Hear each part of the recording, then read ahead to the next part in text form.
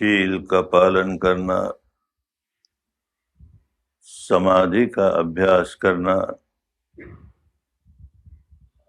विपश्यना द्वारा प्रज्ञा को पुष्ट करना, यही धर्म का सार है। लेकिन इसके साथ साथ जो पुण्य अर्जित किया उसमें सबको भागीदार बनाना, पुण्य वितरण करना, यह भी धर्म का अंग है। और इसके साथ साथ कृतज्ञता ज्ञापन करना धर्म का महत्वपूर्ण अंग है। भगवान ने कहा कि ये दो व्यक्ति दुर्लभ होते हैं। कौन दो व्यक्ति? एक तो वो जो औरों की भला करने में, औरों के कल्याण करने में पहल करता है। पहल करता है माने किसी का भला करते हुए, किसी का कल्याण करते हुए यही भाव आरंभ होता है कि मेरे इस कार्य से अधिक लोगों का भला हो। अगर ये भाव जागा कि मेरी इस सेवा से, मेरे इस कार्य से मुझे बहुत प्रसिद्धि मिले, मेरा यश हो, मुझे प्रतिष्ठा प्राप्त हो, तो पहल नहीं हुई। पहल अपने स्वार्थ की हुई। बदले में कुछ नहीं चाहिए। मैं जो काम करूं किसी के भले का, वो बस उसके भले के लिए हो।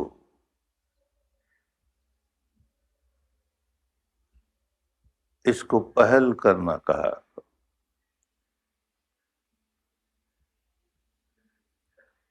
किसी का उपकार करने में पहल करना, किसी का उपकार करने में अपने यश की चिंतन हो, अपने किसी लाभ का चिंतन हो, तो वो नहीं, सही नहीं है। ये एक तरह के पुद्गल, ये एक तरह के व्यक्ति संसार में बहुत कम होते हैं, दुर्लभ है। ऐसे ही वे व्यक्ति भी दुर्लभ हैं जो कतन्यु कथवेदी, जो कृतज्ञ रहते हैं। किसी से कुछ प्राप्त हुआ तो उसके प्रति मन में कृतज्ञता के भाव जागते हैं। स्वयं किसी का उपकार करे तो बदले में कुछ नहीं चाहिए, पर कोई अपना उपकार करे तो उसके प्रति कृतज्ञता ही कृतज्ञता।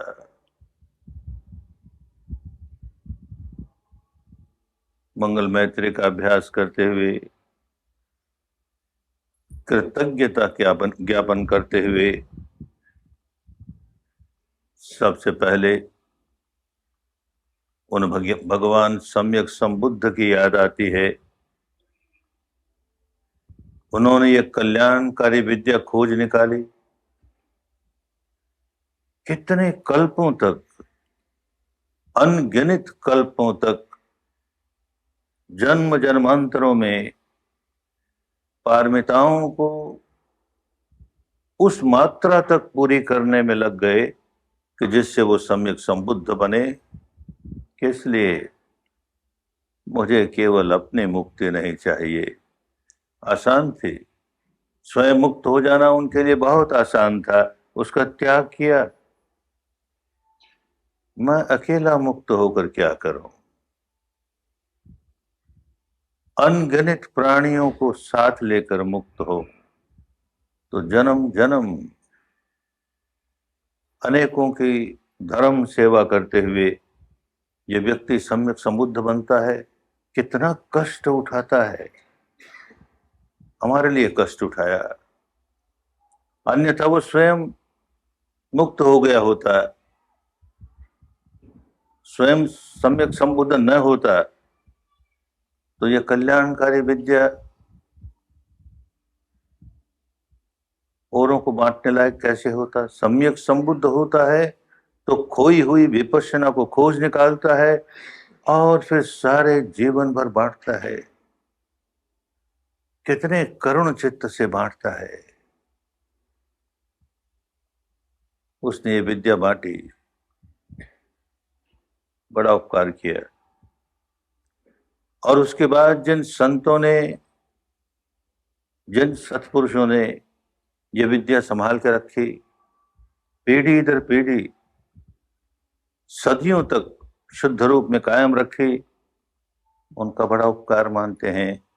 वो नहीं रखते तो हमें कैसे प्राप्त होती। जिस देश में इस विद्या का उद्गम हुआ वो तो इसे कब का खो बैठा। 500-700 वर्ष भी बड़ी कठिनाई से विद्या इस देश में चली, समाप्त हो गई। उपकार है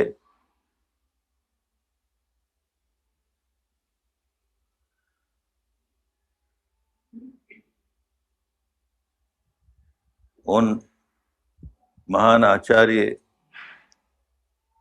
मोगलीपुत्र तिस्य का, सम्राट अशोक का,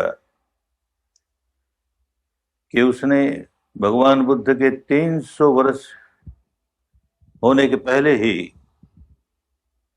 ये विद्या आसपास के देशों को भेजी।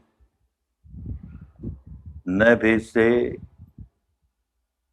और भारत में तो लुप्त हो ही जाती तो हमें कैसे प्राप्त होती, सारे विश्व को कैसे प्राप्त होती। पड़ोस के 5 देशों ने भगवान की वाणी को शुद्ध रूप में कायम रखा, उनका उपकार मानते हैं।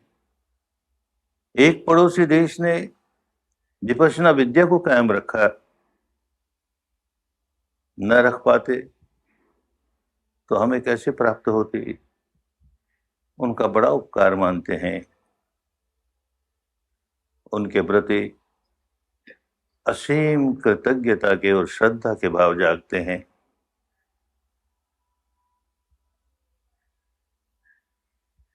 और असीम कृतज्ञता और श्रद्धा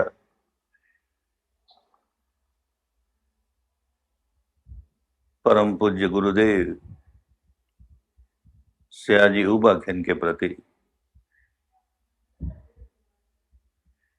जिस आचार्य परंपरा ने इस विद्या को संभाल के रखा, उसके ये गृहस्थ आचार्य, गृहस्थ संत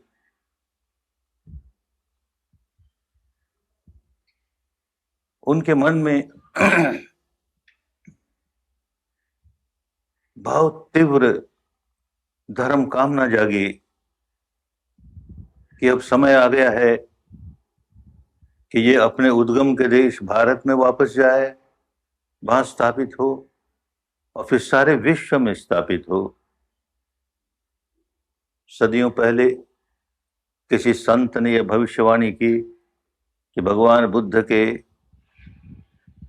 2500 वर्ष के बाद जब दुनिया में सारी जगह ये विद्या नष्ट हो जाएगी,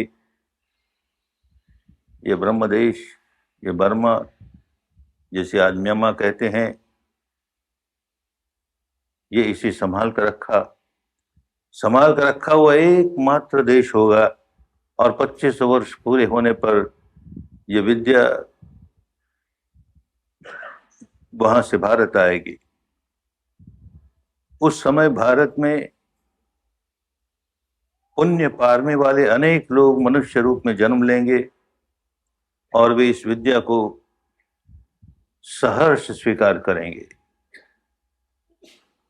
भारत में इसकी पुनर्स्थापना होगी और फिर आसपास के देशों में ही नहीं, सारे विश्व में फैलेगी। बड़ी प्रबल कामना थी कि ये विद्या भारत से आई है, हम पर भारत का ऋण है, हमें ये ऋण चुकाना है।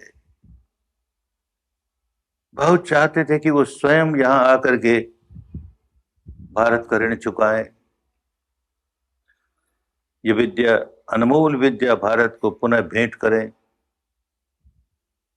जहां बिल्कुल लुप्त हो गई, ऐसी लुप्त हो गई कि नाम तक लुप्त हो गया। विपश्यना शब्द जिस देश से लुप्त हो गया, जिस देश के शब्दकोश से लुप्त हो गया, विद्या का तो कहना ही क्या।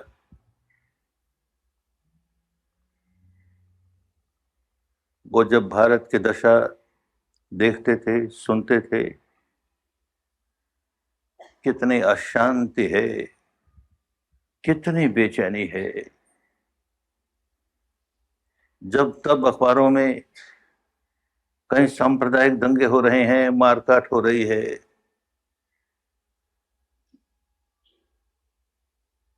कितने व्याकुल रहते हैं लोग।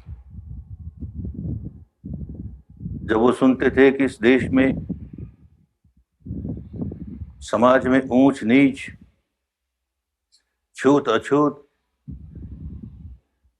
किस तरह की कूड़ फैल गई है, मानवता का नामो निशान नहीं। एक मां के पेट से जन्मा हुआ तो बहुत पवित्र, दूसरे मां के पेट से जन्मा हुआ अपवित्र। धर्म का नामो निशान नहीं रह गया। धर्म की महानता है कि किसी मां के पेट की महानता है। अरे क्या हो गया इस देश को, बहुत दुखियारा है। इसे अपनी ये विद्या मिले, उसे विपश्यना वापस मिले, कितना कल्याण होगा। सारे देश में कितनी शांति फैलेगी। ये जाति, गोत्र, वर्ण को लेकर के जो भेदभाव है, जो निकम्मा ऊंच नीच का विभाजन है, वो अपने आप दूर हो जाएगा। आदमी आदमी है, अच्छा आदमी बने, अच्छा इंसान बने, किसी मां के पेट से जन्मा हो, अच्छा आदमी बने, अपना भी भला करे, औरों का भी भला करे। अरे यही तो धर्म है। और जहां इसे महत्व नहीं देते, इस जाति का है कि उस जाति का है, ऐसा विभाजन करते हैं, तो धर्म नष्ट हो ही जाता है। इस देश को धर्म मिले, फिर धर्म मिले, इस देश का कल्याण हो, कल्याण हो। कितनी प्रबल धर्म कामना उनके मन में।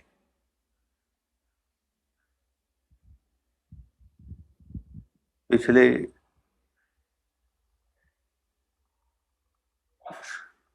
32-33 वर्षों से जो विद्या भारत में आई, इस एक व्यक्ति की वजह से आई। इतनी प्रबल कामना, मुझे ऋण चुकाना है, मुझे भारत का ऋण चुकाना है, मुझे विद्या भारत को वापस सौंपनी है और फिर सारे विश्व में फैलानी है। किन्हीं कारणों से वो नहीं आ सके, तो अपने धर्म पुत्र को तैयार किया, जितना हो सका उसे धर्म में पकाया, इस विद्या में पकाया, निपुण किया और भेजा।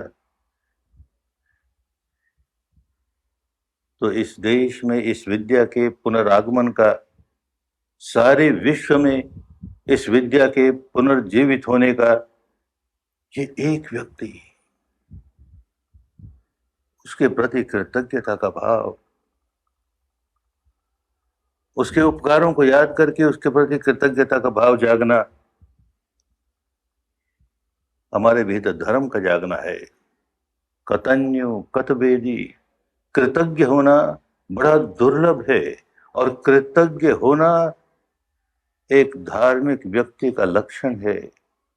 विपश्यना के रास्ते जो जो आगे बढ़ते हैं उनमें ये कृतज्ञता का भाव स्वाभाविक है, आना ही चाहिए।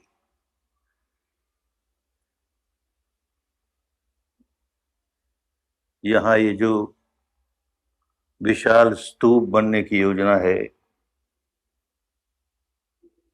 उस संत पुरुष की स्मृति में लोग याद करें, सदियों तक याद करें कि एक ऐसा संत पुरुष हुआ पड़ोसी देश में जिसमें ये लगन लगी कि किस तरह से ये धर्म रत्न वापस भारत में जाए और वहां से सारे विश्व में फैले। केवल भारत में ही नहीं, सारे विश्व में फैले। अरे सारे दुख, सारे विश्व में दुख समाया हुआ, व्याकुलता ही व्याकुलता। अलग अलग संप्रदायों को लेकर के हम देख रहे हैं कितना खून खराबा। जैसे मनुष्य ने अपनी मनुष्यता खो दी, इंसान ने अपनी इंसानियत खो दी, क्योंकि धर्म खो दिया। कैसे वापस जाए? तो इसी एक व्यक्ति की वजह से अब तक बहुत थोड़ा काम हुआ। 30-35 वर्षों में बहुत थोड़ा काम हुआ। आरंभ तो हुआ, बीज तो पड़ा, और फैलेगा, इतने जोरों से फैलेगा, इसमें कुछ संदेह नहीं। फैल रहा है। तो सबसे बड़ी बात भगवान बुद्ध की शिक्षा की है, जो सबसे बड़ी बात इस विपश्यना साधना की है, वो ये, आदमी आदमी में भेदभाव नहीं किया जाता। धर्म हमें भेदभाव करना नहीं सिखाता। कोई ऊंचा नहीं, कोई नीचा नहीं। किन्हीं कारणों से कोई व्यक्ति नीचा है, कोई व्यक्ति ऊंचा है। अनेक कारण होते हैं। कोई कम पढ़ा लिखा है, कोई ज्यादा पढ़ा लिखा है। कोई कम बुद्धिमान है, कोई ज्यादा बुद्धिमान है। कोई कम धनवान है, कोई ज्यादा धनवान है। लेकिन ये भेदभाव कुछ स्थायी नहीं होता।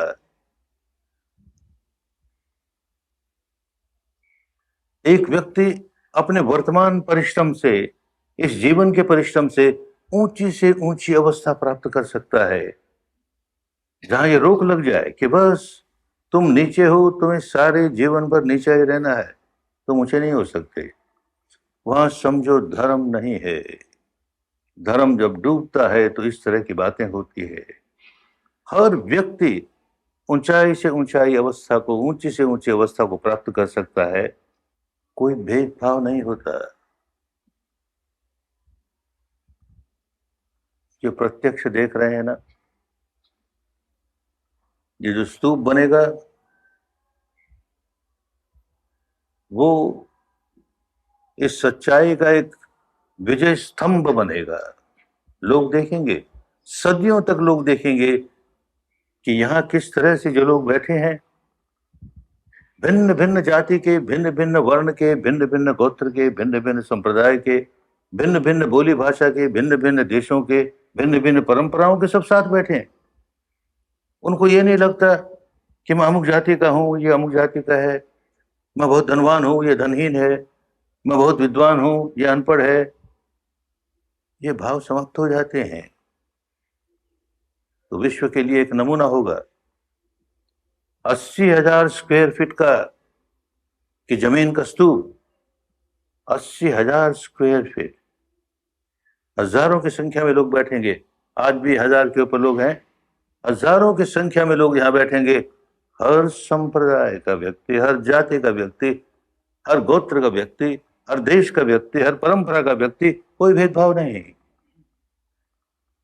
संसार में कोई ऐसी आध्यात्मिक परंपरा नहीं जो सबको समेटती है, एक साथ एक जैसा बनाती है। हर सांप्रदायिक अध्यात्म का क्षेत्र अपने संप्रदाय के लोगों के लिए ही होता है। दूसरे संप्रदाय के लोग पास नहीं जाएंगे। ये इनका मंदिर है, इनके मंदिर के लोग ही जाएंगे। ये इनका उपाश्रय है, इनके उपाश्रय के लोग ही जाएंगे। ये विपश्यना की विशेषता है। सब आएंगे। धर्म की गंगा है। हर प्यासा आदमी अपनी प्यास बुझाने के लिए आएगा। कोई प्रतिबंध नहीं, कोई हाथ नहीं पकड़ेगा। तो कैसे आया रे? ये धर्म गंगा तो हमारी है। कोई नहीं कह सकता हमारी है। किसी संप्रदाय से बंधी हुई नहीं, किसी जाति से बंधी हुई नहीं, सबकी है, सबकी है। सब आकर अपनी प्यास बुझाए। और ये प्रत्यक्ष हो रहा है। ये गुरुदेव सयाजी उबाखेन की कृपा, ये उनका स्वप्न। भारत की दुर्दशा देख करके बहुत व्याकुल होते थे। अरे ये विद्या भारत में फिर जाए, लोग सुखी हो जाएंगे। ये जो आपसी झगड़े फसाद हैं, संप्रदाय को लेकर के, जात पात को लेकर के, ऊंच नीच को लेकर के, दूर हो जाएंगे। सारे विश्व में भी ये रंग भेद को लेकर के, ये काला है, ये गोरा है, ये भूरा है, ये पीला, अरे किसी रंग का हो, आदमी आदमी है। किसी माँ के पेट से जन्मा हो, आदमी आदमी है। विपश्यना सीख लेगा तो धार्मिक बन जाएगा। जीवन में धर्म उतरने लगेगा। स्वयं सुखी हो जाएगा, औरों के सुख का कारण बन जाएगा। गुरुदेव सयाजी उबाखेन को ऐसे किसी स्मृति चिन्ह की आवश्यकता नहीं कि ऐसा कोई बहुत बड़ा विशाल पगोड़ा बने जिससे लोग उनको याद करें। उनकी कामना नहीं। और उनकी सबसे बड़ी स्मृति तो यही होगी कि विपश्यना सीखने वाला हर व्यक्ति धर्म के रास्ते आगे बढ़ते बढ़ते अपना कल्याण साध लेगा और उनके कल्याण में सहायक हो जाएगा। लेकिन हम जो कृतज्ञ हैं उनके प्रति, उनके उपकार के प्रति, और संसार के लोगों को एक प्रेरणा देने के लिए कि देखो ऐसा कोई एक धर्म का स्थान जहां सब परंपरा के लोग आए और आते हैं, और देखो आ रहे हैं। 8-8, 10-10 हजार आदमी इकट्ठे होंगे, ध्यान करेंगे, तो एक तो उस ध्यान का ही सुख है।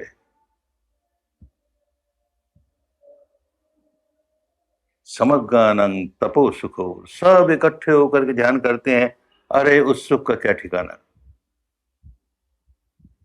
चारों ओर का वातावरण धर्म के तरंगों से परिप्लावित हो उठेगा। लोगों के लिए एक आदर्श खड़ा होगा कि इस तरह से मानव जाति के लोग एक साथ बैठ करके धर्म के पथ पर चलते हैं, जिनमें कोई भेदभाव नहीं होता।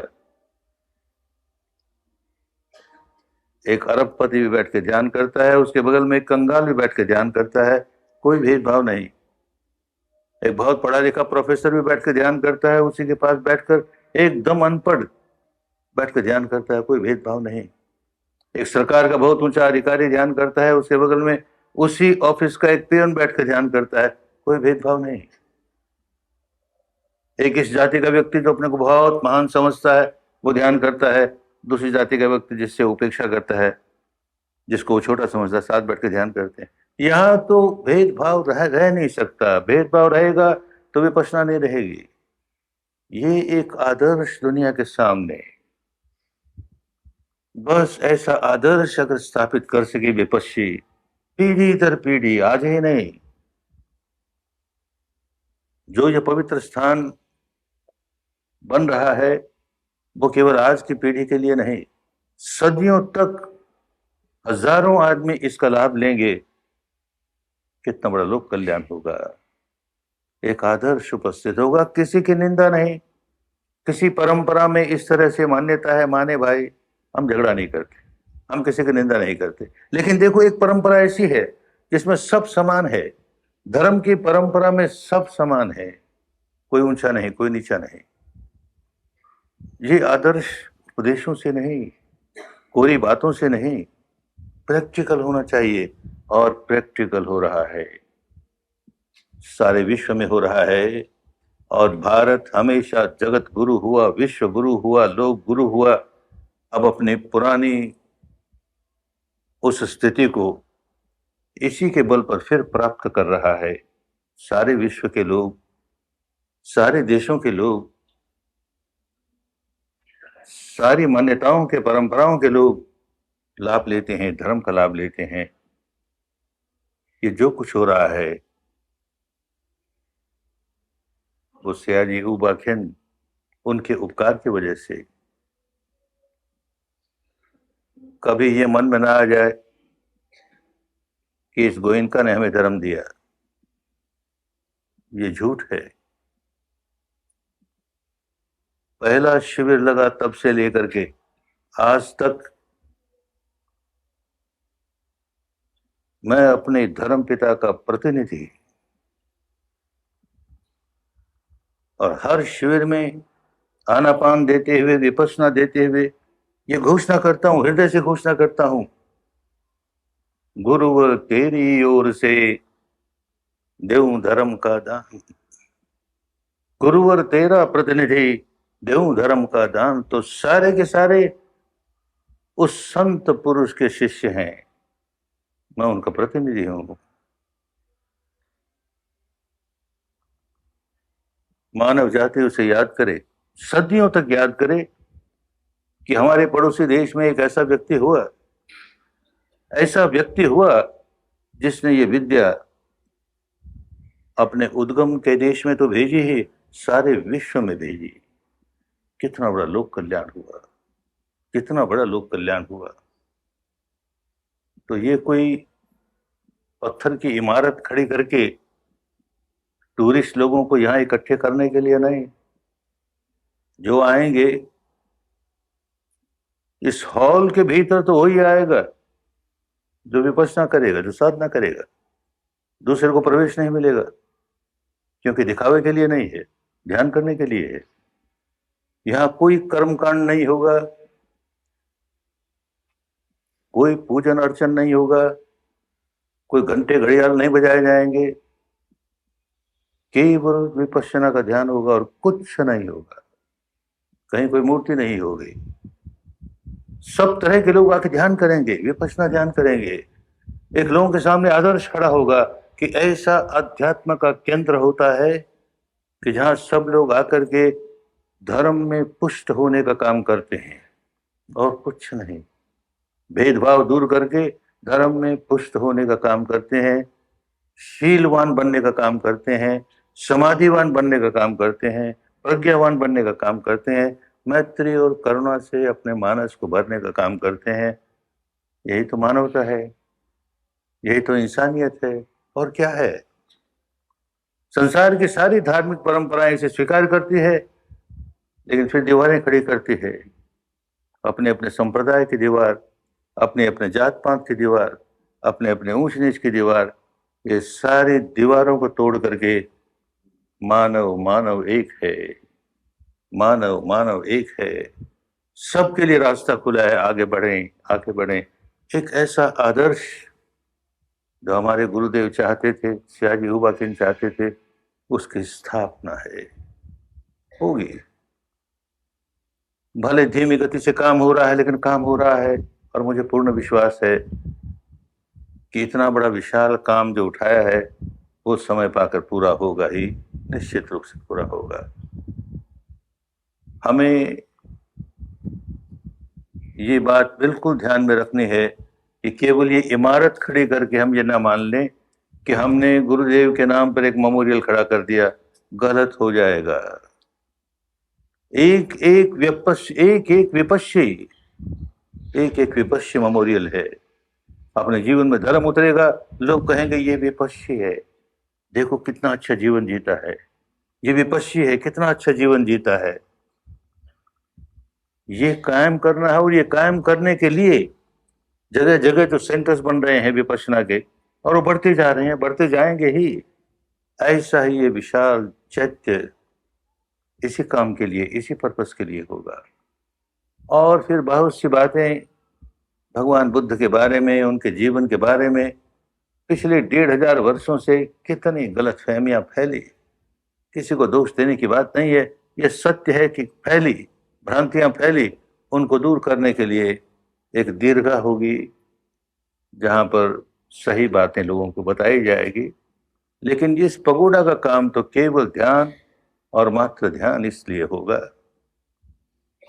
अच्छा है जो लोग उस संत पुरुष के उपकार को याद करते हैं, उसके प्रति कृतज्ञता का भाव प्रकट करते हैं, तो पहले तो अपने आप को इस लायक बनाएं कि लोग याद करें कि ऐसा एक संत पुरुष हुआ जिसने लोगों में ऐसा सुधार लाने का काम शुरू करवाया, और फिर सदियों तक लोग उसे याद रखें और प्रेरणा प्राप्त करें। इसलिए ये इमारत केवल इमारत नहीं, एक ध्यान का केंद्र है जहां पर हजारों की संख्या में लोग एक साथ बैठ करके विपश्यना करेंगे। इसका लाभ उठाएं, खूब मंगल होगा, खूब कल्याण होगा, स्वस्थ होगी, मुक्ति होगी।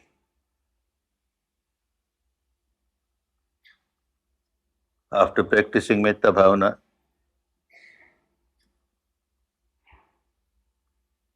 a part of Metta Bhavana is to share our merits with all beings. We encourage all beings to come on the path. The vibration of Metta will bring them to path.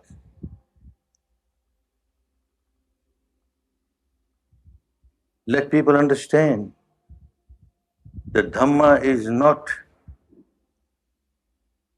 limited to any particular sect, not limited to any particular community, not limited to any particular country, not limited to any particular era, period.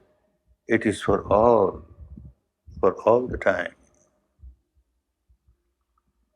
Another important thing while practicing metta is one has to develop the faculty of gratitude. Buddha said there are very rare people who are full of gratitude and full of the feeling of helping others without expecting anything in return. Very few. Dhamma makes people to have those qualities. As one progresses on the path of vipassana, definitely a feeling of gratitude and a feeling of serving others without expecting anything in return keeps on arising, keeps on developing. A feeling of gratitude. Feeling of gratitude towards Gautama the Buddha. Eons ago, countless eons ago, he had the opportunity to become an Arhan, to become fully liberated when he came in contact with Samma Sambuddha Dipankar, but he sacrificed it. I am not interested in my own liberation.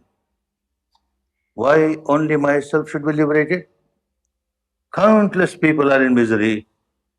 May I become a Samma Sambuddha myself to help countless people to come out of misery and get liberated. And for that, he fulfilled the paramitas in such a large quantity to become a Samma Sambuddha.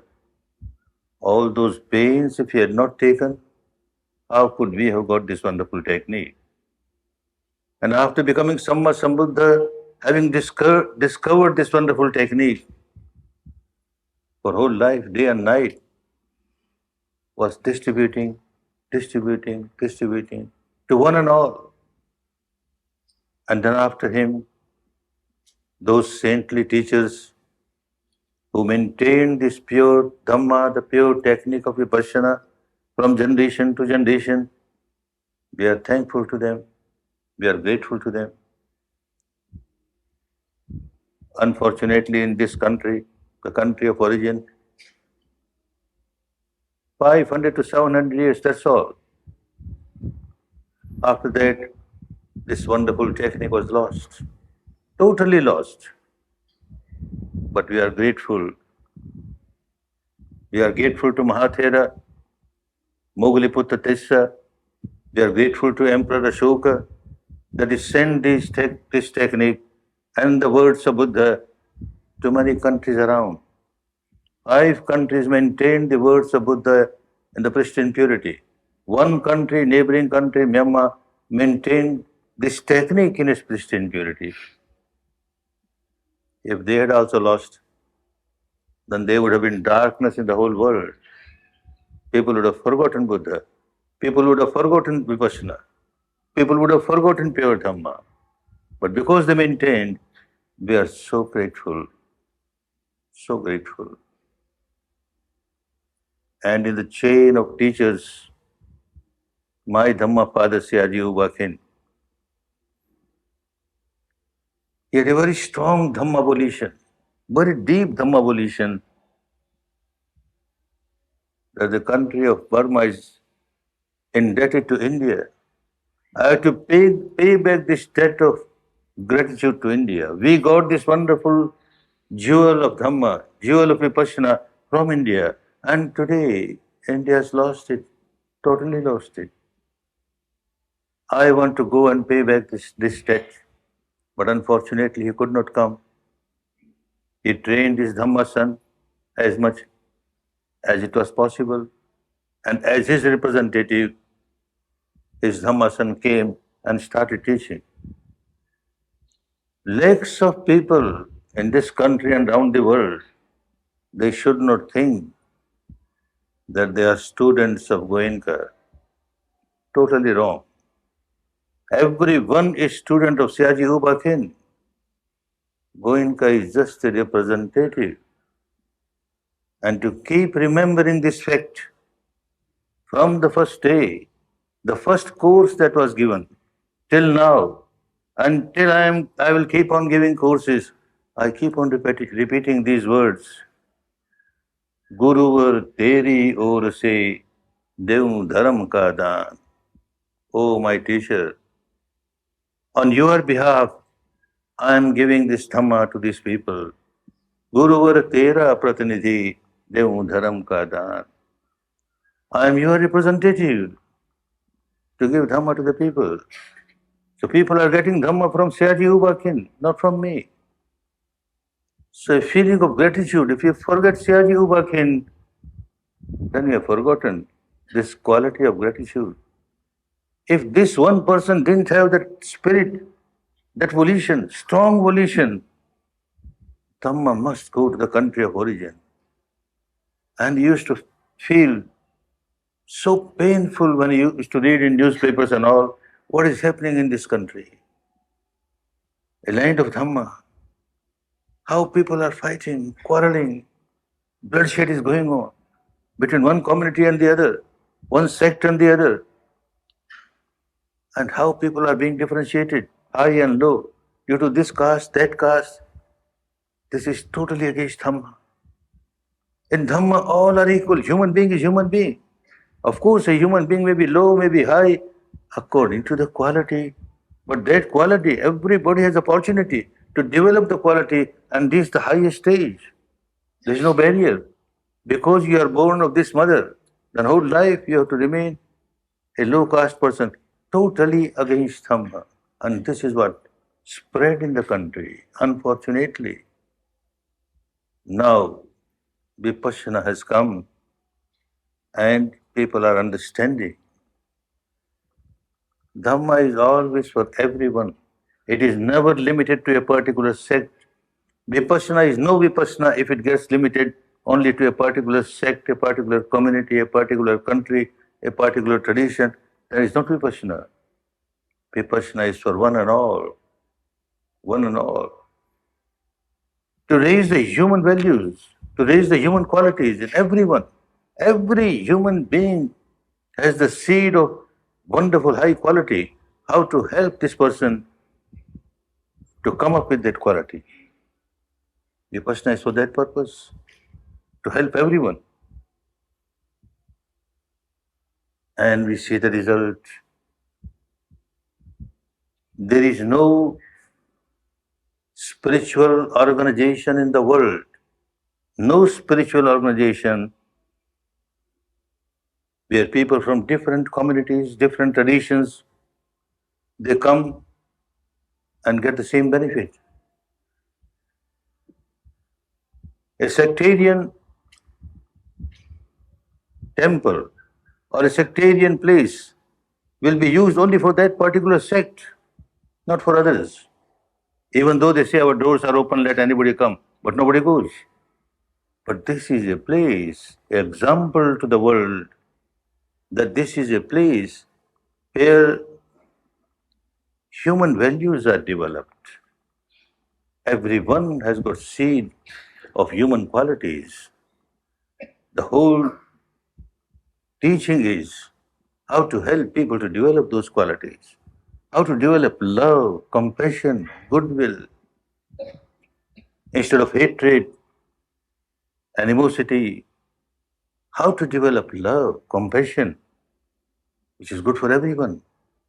And fortunately, people are understanding and taking advantage of it. My teacher, Siaji Ubakin, told me that now the time has ripened. There was a belief that 2500 years after Buddha, this wonderful technique will get lost everywhere, but this country, Myanmar, will maintain it. And from Myanmar, it will go back to the country of origin. And at that time, large number of people will take birth as human beings with good paramis, and they will willingly accept it. Willingly accept it. And then it will start spreading around the world to help people. And this is what has started happening. This wonderful pagoda that is being built here on this land will be a symbol of our gratitude towards this great saint, a householder saint. It was because of him, a strong volition. Because of that, it came from the country of Myanmar, neighboring country, started giving benefit to the people of this country, and started giving benefit to the entire world. This will be a symbol what Vipassana can do. 80,000 square foot of area. People will sit and meditate here. People from every caste, every community, every country, of every color, of every gender, come and sit here. Meditate. No discrimination. This is developing human values. When you have discrimination, you start discriminate people because of the birth from this womb, this mother or that mother, this country or that country, this color or that color, then it is no dhamma. Human being is human being. We have to help every human being to develop the qualities, the human qualities. This is the teaching of the Enlightened One. This is the teaching of Vipassana, which is showing its result. The actual memorial of this saintly person, Siaji Ubakin, will be when every Vipassana meditator lives a real Dhamma life, a real human life. Every individual is a memorial. But this memorial is to attract people around the world. They will come here not just as tourists. When they come here, they will see how people, thousands of them, sit together, meditate, get the same result. How people are developing in human values. Wonderful. I have got also certain defects. Everyone has some defect or the other, some mental defilement or the other. And here is a technique by which the mental defilement can be eradicated. People are getting benefit. Why not I? Why not I? This will attract people. This is one way to help people to come out of their misery. For that purpose, the pagoda is not going to be built for any sectarian purpose. Nothing to do. No rites, no rituals, no sectarian celebrations. Shila, morality. Samadhi, control of the mind. Panya, purification of the mind. And love and compassion, Maitri. That's all. Which is universal. Acceptable to every religion, to every tradition.